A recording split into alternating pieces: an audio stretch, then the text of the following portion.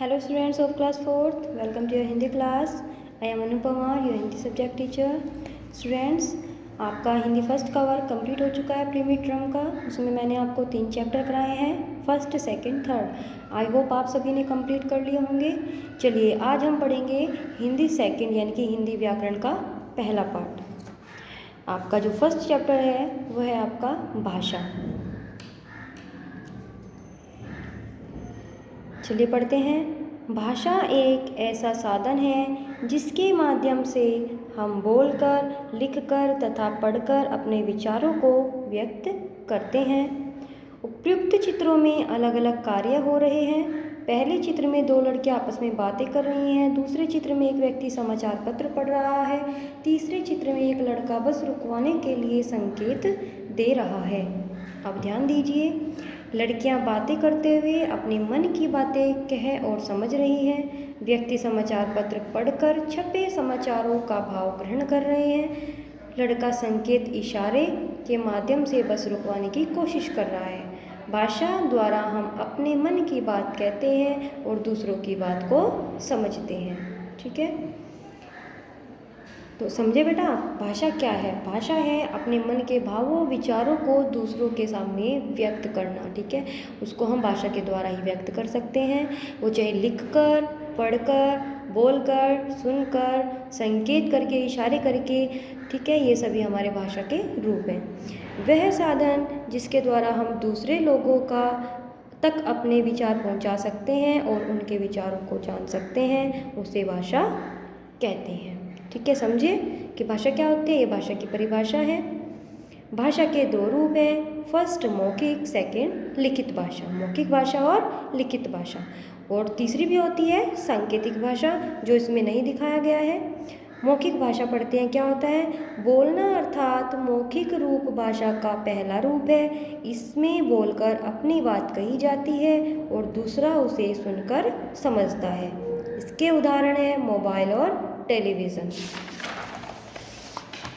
अब हम पढ़ेंगे लिखित भाषा। लिखित भाषा यानी कि लिखना अर्थात लिखित रूप भाषा का दूसरा रूप है।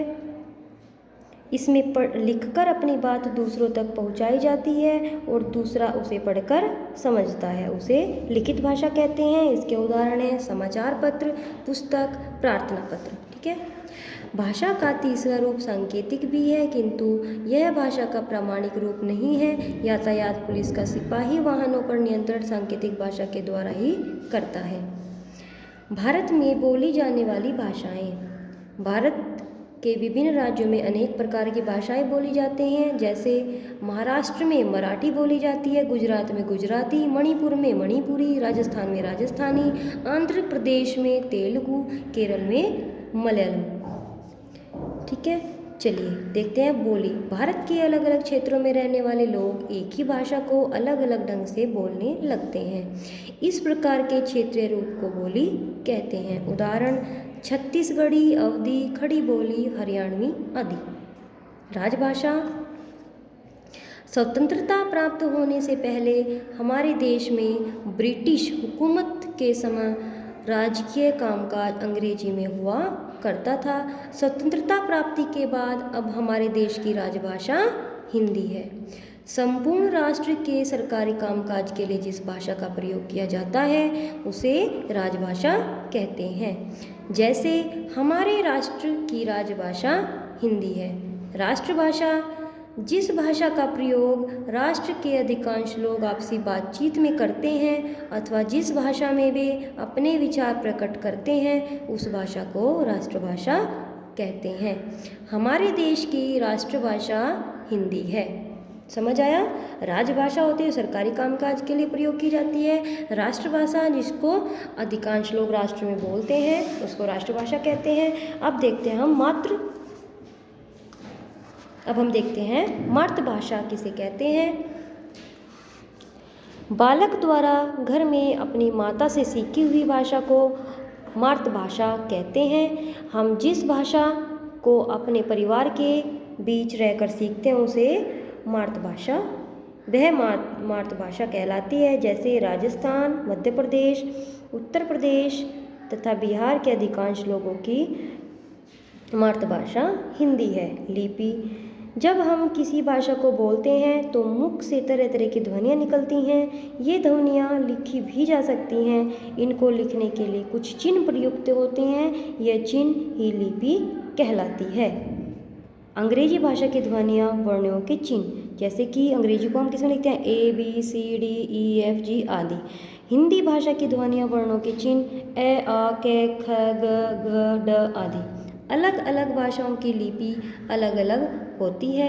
हिंदी भाषा की लिपि देवनागरी, अंग्रेजी भाषा की लिपि रोमन, उर्दू भाषा की लिपि फारसी, पंजाबी भाषा की लिपि गुरुमुखी।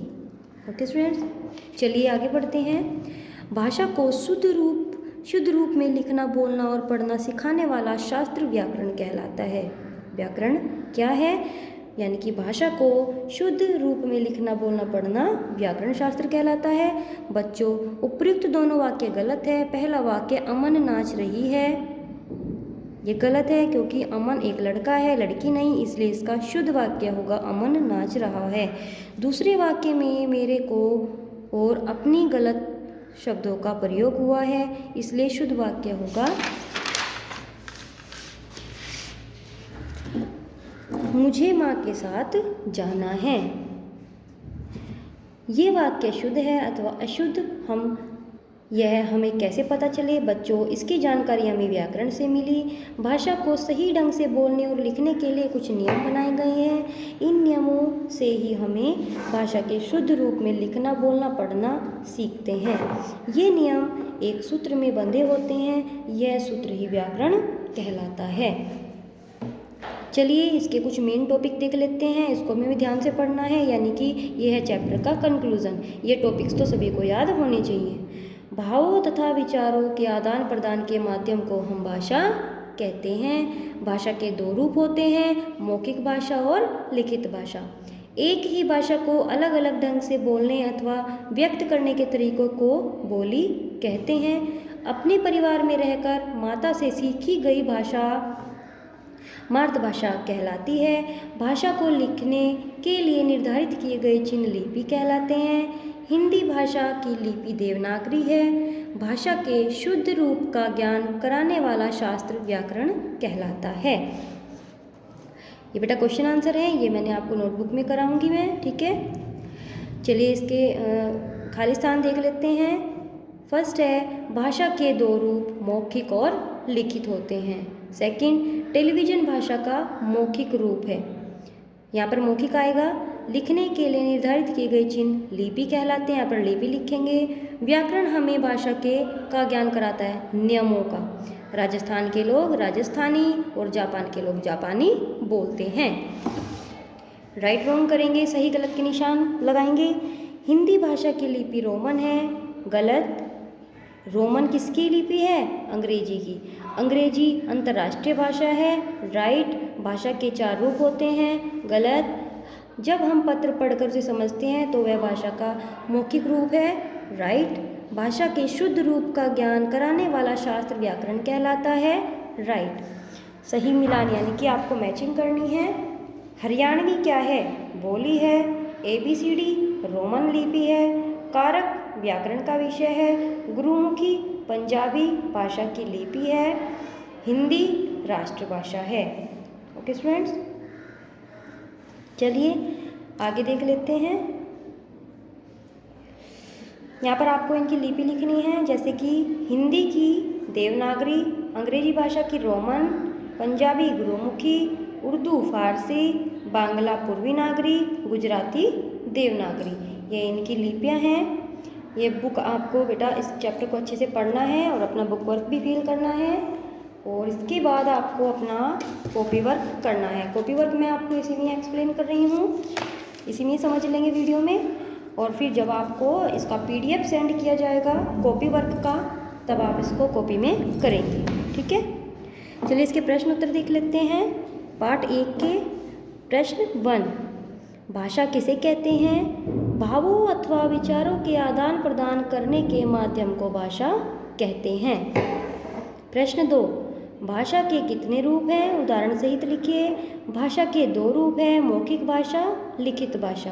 अब मौखिक भाषा, जो भाषा मुख से बोली जाए तथा कानों से सुनी जाए वह मौखिक भाषा कहलाती है। उदाहरण मोबाइल और टेलीविज़न। सेकंड, लिखित भाषा, जिस भाषा के द्वारा हम अपने मन के भाव अथवा विचारों को लिखकर प्रकट करते हैं वह लिखित भाषा कहलाती है। उदाहरण है समाचार पत्र और पुस्तक। प्रश्न 3, राष्ट्रभाषा तथा राजभाषा में क्या अंतर है? राष्ट्रभाषा का प्रयोग राष्ट्र के अधिकांश लोग आपसी बातचीत में करते हैं, जबकि राजभाषा का प्रयोग सरकारी कामकाज के लिए किया जाता है। प्रश्न 4, लिपि किसे कहते हैं? भाषा को लिखने के लिए कुछ चिन्ह प्रयुक्त होते हैं, ये चिन्ह ही लिपि कहलाते हैं। प्रश्न 5, व्याकरण क्या है? भाषा के शुद्ध रूप का ज्ञान कराने वाला शास्त्र व्याकरण कहलाता है। यहाँ पर बेटा आपका पार्ट 1 कंप्लीट होता है। आपको इस वीडियो को ध्यान से देखना है और इसको समझना है, बुक वर्क फिल करना है और PDF भेजे जाने के बाद अपना कॉपी वर्क कॉपी में करना है। Thank you and have a nice day.